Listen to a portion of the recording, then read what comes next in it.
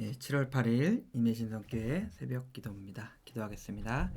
하나님 아버지, 한 주를 이제 마무리하는 금요일 아침입니다. 이번 한 주 우리가 어떤 모양으로 살았는지 모르겠습니다. 그러나 오늘 하루 주 안에서 온전한 삶으로서 이번 한 주를 마무리하고자 합니다. 우리에게 함께 해주시고 우리를 통해서 영광 받아주시고 오늘 우리의 삶과 함께하여 주시옵소서. 감사드립니다. 예수님의 이름으로 기도드렸습니다. 아멘. 찬송가 430장입니다. 430장 함께 찬양 드리겠습니다.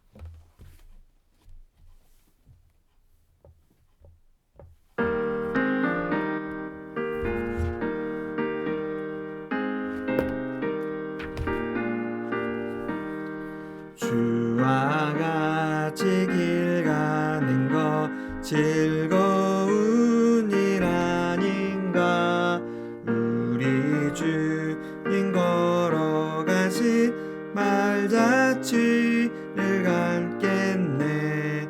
한 걸음 한 걸음 주 예수와 함께 날마다 우리 걸어가리.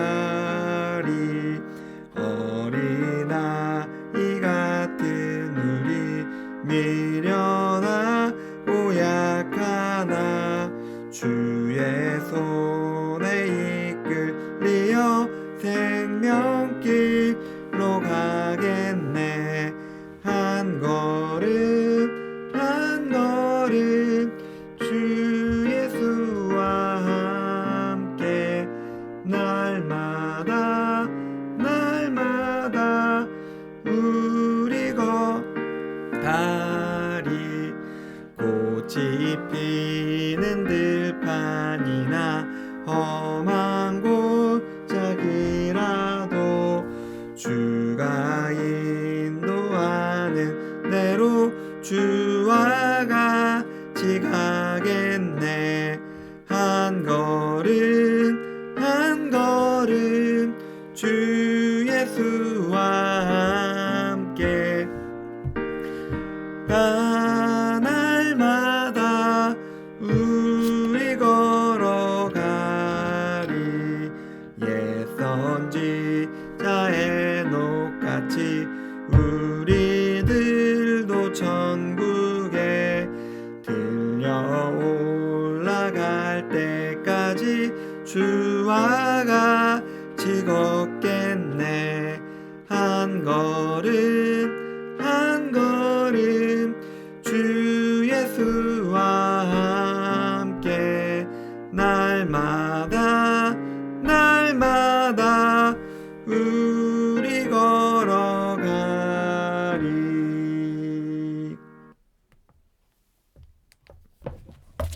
아멘. 감사합니다. 하나님 말씀 보겠습니다. 마가복음 15장입니다. 마가복음 15장 21절에서 24절까지 말씀입니다. 마가복음 15장 21절에서 24절까지 말씀입니다.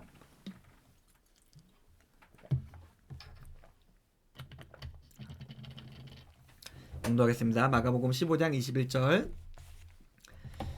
마침 알렉산더와 루포의 아버지인 구레네 사람 시몬이 시골로부터 와서 지나가는데 그들이 그를 억지로 같이 가게 하여 예수의 십자가를 지우고 예수를 끌고 골고다라 하는 곳에 라고 하는 곳, 번역하면 해골의 곳에 이르러 모략을 탄 포도들을 주었으나 예수께서 받지 아니하시니라.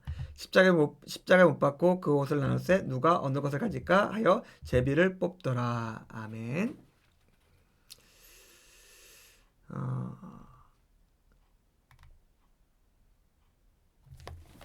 예수님께서 이제 십자가를 향해 가십니다.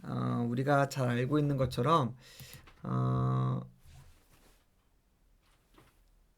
십자가 형벌은 그 사람의 몫이었어요. 그래서 1년에 그 십자가 형이 선고되고 집행에 이르는 과정 전체가 우리가 어제 살펴봤던 예수님께서 조롱과 희롱을 당하시고 채찍에 맞으시고 그리고 십자가를 지고 가고 십자가에 달려 죽으시는 모든 과정은 그 모든 과정이 십자가의 형벌이었습니다.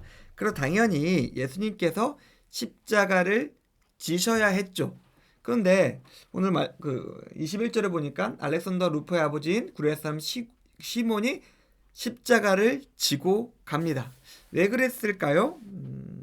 당연히 예수님께서 십자가를 질 수 없는 상황이 되었기 때문에 그렇습니다. 뭐 우리가 잘 알고 있는 것처럼 600명의 제가 어제 말씀드렸죠. 600명의 군인들이 몰려와서 예수님을 조롱하고 희롱하고 고통을 주고 채찍질에 때린 그 압박, 고통, 충격의 양이 도저히 누가 보기에도 예수님이 십자가를 질 수 없는 상황이 되었다라고 판단할 수밖에 없었습니다. 그래서 예수님은 당연히 십자가를 예수님께서 지셔야 했지만은 구레네 사람 시몬이 와서 십자가를 지게 됩니다.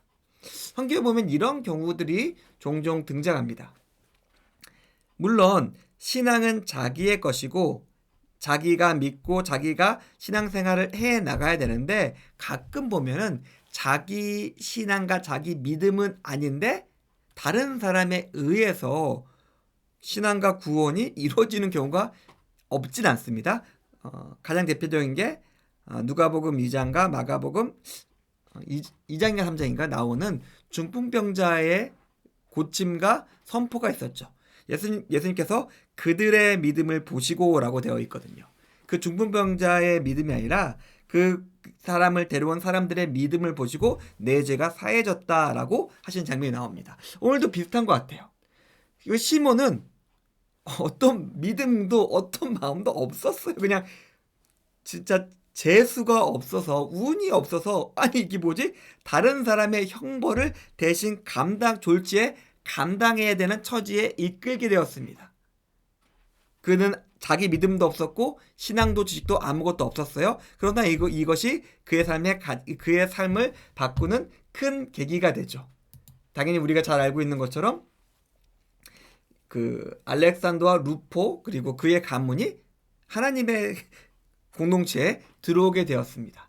우리는 여기서 한 가지를 알 수 있는데 우리의 열심이 다른 사람을 바꾸는데 결정적인 계기가 될 수 있다는 사실입니다. 우리의 노력이 됐든지 우리의 기도가 됐든지 모르겠어요. 하지만 성경에서 분명히 알려주고 있는 것은 하나님의 역사와 구원이 그 사람만의 노력이나 그 사람만의 것으로 되는 것이 아니라 물론 성령의 강권적인 역사가 있으며 그리고 그 주위에서 그를 위해서 노력하며 기도하는 사람들을 통해서 이루어질 수 있다는 사실을 우리가 기억했으면 좋겠습니다. 우리가 다만 포기하지 않고 우리 주변의 사람들을 놓고 끈질기게 그 사람들을 마음에 품고 기도한다면 하나님은 하나님의 시간에 하나님의 방법으로 역사하실 수 있다는 사실을 우리가 꼭 기억했으면 좋겠습니다. 예수님께서 이제 골고다에 도착하셨습니다. 모략을 탄 포도주를 예수님께 주어요. 근데 예수님께서 받지 않으십니다. 두 가지 해석이 가능합니다. 첫 번째로 예수님께서 모략은 진통제이기 때문에 그 진통제를 먹게 되면은 온전히 십자가의 형벌을 당하시지 않으시는 것이 되기 때문에 예수님께서 포도주를 안 받은 것일 수도 있고 우리가 14장에서 살펴봤죠. 예수님께서 마지막 만찬하시면서 내가 너희들과 다시 하나님 나라가 임하기 전까지는 내 포도주를 먹지 않겠다 라고 말씀하시는 예수님의 자기 결단 때문에 포도주를 드시지 않을 수도 있을 것 같습니다. 뭐 둘 다 제가 볼 때는 틀렸다 말하기는 어려운데 근데 뒤에 36절을 보면은 예수님께서 신 포도주를 마시세요. 신 포도주를 마시게 했다라는 표현이 나오니까 예수님께서 신 포도주를 마시신 것 같습니다. 그럼 뭘까요? 예수님께서 나라가 임했다는 것은 이 모략을 탄 포도주와 신 포도주 사이에서 이루어졌다는 것이죠. 자신의 십자가의 고통과 죽음이라는 것이죠. 그것이 하나님 나라였다는 것입니다. 이것은 우리가 좀 알았으면 좋겠고 그리고 예수님께서는 그 십자가에 달려서 올라갔는데 그 밑에서 벌어지는 일들이 있습니다. 뭐죠? 예수님이 옷이 찢겨져서 나눠져서 제비뽑기 제비뽑기 되고 있는 광경입니다. 벌거벗으셨다는 의미죠. 그리고 그 자기 옷이 그 갈갈이 찢기는 모습을 볼 때 예수님께서 어떤 생각을 하셨을까요? 그만큼 예수님께서는 철저하게 고통과 수치를 당하셨다는 의미입니다. 사랑하는 성도님들, 오늘 우리가 하루의 삶을 시작하고자 합니다. 예수님께서 당하셨던 것들을 우리가 기억했으면 좋겠습니다. 예수님께서는 온전히 탈진되셨고 아무것도 하실 수 없었으며 무기력하게 사실상 벌거벗김을 당한 채로 자기가 옷이 뜯겨지는 것을 보고 계셔야 했습니다. 그 이유는 우리가 너무나 잘 알고 있죠. 우리를 사랑하시며 우리를 구원하시기 위해서입니다. 우리가 그 사랑과 그 은혜를 기억했으면 좋겠습니다. 우리의 삶이 힘들고 어렵고 많은 일들이 우리를 지치게 할 수 있습니다. 하지만 그 어떤 것도 그리스도의 사랑보다 클 수 없음을 기억했으면 좋겠고, 그 예수님과 동행 가시면서 승리하시는 우리 임해신학교의 교우님들의 오늘 하루의 삶이 되기를 주님의 이름으로 축원드립니다. 기도하겠습니다. 하나님 감사합니다. 오늘 십자가에 달리신 예수님의 모습에 대해서 생각해 보았습니다. 그 사랑과 그 고통과 그 수치를 우리가 기억합니다. 오늘 우리의 삶 가운데 함께 하셔서 우리 삶을 주장해 주시고 그 예수님과 우리가 온전히 동행함으로 승리할 수 있게 우리와 함께하여 주시옵소서. 감사드립니다. 예수님의 이름으로 기도드렸습니다. 아멘. 감사합니다.